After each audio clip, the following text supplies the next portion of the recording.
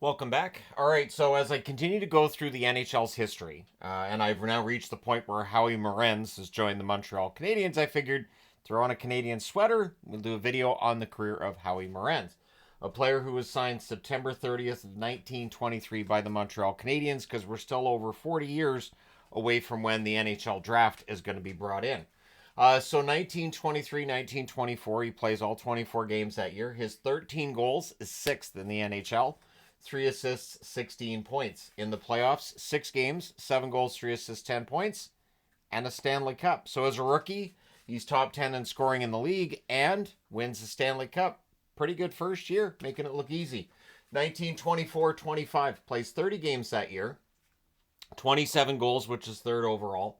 12 assists is sixth overall in the NHL. 39 points is fourth overall. So in the playoffs, 6 games, 7 goals, 1 assist, 8 points. As I mentioned in the video I did this morning on the 1924-25 season, your Stanley Cup winner that year was the Victoria Cougars. The last year that a non-NHL team won the Stanley Cup.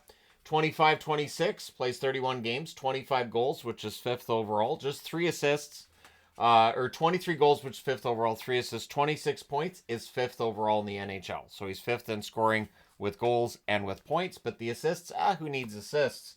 1926-27, he plays 44 games as the season's getting longer. 25 goals, which is second, 7 assists, 32 points, that's third overall. In the playoffs, 4 games, just the 1 goal there. 1927-28, plays 43 games, has 33 goals, which is first overall in the NHL. 18 assists, which is also first overall, and 51 points. Guess what? That's first overall. It has to be, right? And then in the playoffs, no points in 2 games, but a Stanley Cup win was coming soon enough, and he won the Hart Trophy that year. So, 28-29, plays 42 games, 17 goals, that's fourth overall in the NHL. His 10 assists is fifth overall, and his 27 points is third overall in the playoffs, no points in 3 games. 1929-30, 44 games played, 40 goals, which is third overall. 13 assists, which does not qualify for the top 10 that season, but his 53 points leaves him seventh on the overall list. In the playoffs, 3 goals in 6 games, and Montreal wins the Stanley Cup that year. So that's his second cup ring. 1930-31, plays 39 games, has 28 goals, which is third overall. His 23 assists is also third overall, and his 51 points is first. So 53 points leaves him seventh 1 year, and the next year he has 51 points, and that's first. In the playoffs, 10 games, 1 goal, 4 assists, 5 points. Stanley Cup, yes. Hart Trophy, absolutely. First team All-Star, don't mind if I do. 1931-32, plays 48 games that year, 24 goals, which is fifth overall. His 25 assists is third overall, and 49 points puts him third overall as well. In the playoffs, 1 goal in 4 games. He wins his second straight Hart Trophy. He's also a first-team All-Star for the second straight season. Dude's a draw for the Montreal Canadiens, often seen as the first real superstar in the National Hockey League. 1932-33, plays 46 games that year, 14 goals, which does not put him in the top 10. His 22 assists put him at sixth, and his 36 points leaves him ninth overall in scoring that season. In the playoffs, he has 3 assists in 2 games. He was a second-team All-Star that season. 1933-34.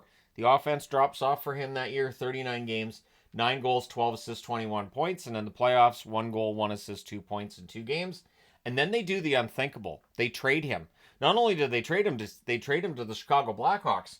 So he's traded October 3rd of 1934 with Marty Burke, as well as Lawrence Chabot, in exchange for Lionel Conacher, Leroy Goldsworthy, and Roger Jenkins. Now, Lionel Conacher is a name that we'll be talking about as I go through the history of the NHL. Lawrence Chabot as well, I do believe.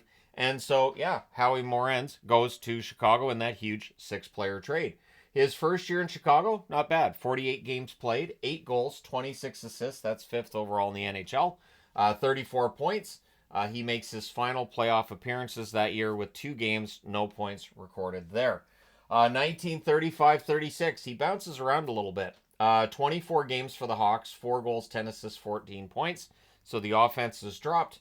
And January 26th, he's traded to the New York Rangers for Glenn Bryson. So he goes to the New York Rangers, plays 18 games, records 2 goals, 5 assists, 7 points. But again, not quite fitting in New York. New York's 4 years away from where they're going to win a Stanley Cup themselves. But he has moved back to Montreal on September 1st of 1936. So he's traded twice in 1936. And he goes back to Montreal, going to the New York Rangers. Cash, just money. You sell players back in the day. Back in the day, meaning up until the 80s, players were getting sold. So he goes back to Montreal and he plays 30 games. 4 goals, 16 assists, 20 points. Good bounce back season for him, but he gets hurt. And I mean, he gets hurt. January 28th of 1937, he suffers a broken leg. And it is a brutal broken leg that apparently can be heard all throughout the arena. Everybody knew Morenz wasn't getting back up.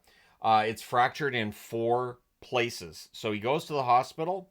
Reportedly, there were so many get well cards coming into the hospital. It was a difficult time trying to keep track of everything and keep it all in order. He was greatly beloved by Montreal fans. And then the worst thing about it was he wasn't really getting better either. He tries to get up out of bed. He ends up dropping to the floor and he dies. He had a coronary embolism due to blood clots from his broken leg. Just the damage in his leg caused the blood clots. They moved to his heart. And sad ending for Howie Morenz, right?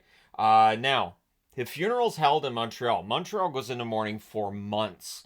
And when they had the open casket funeral at the Montreal Forum, more than 50,000 people came out to mourn him. So again, greatly beloved in the province of Quebec.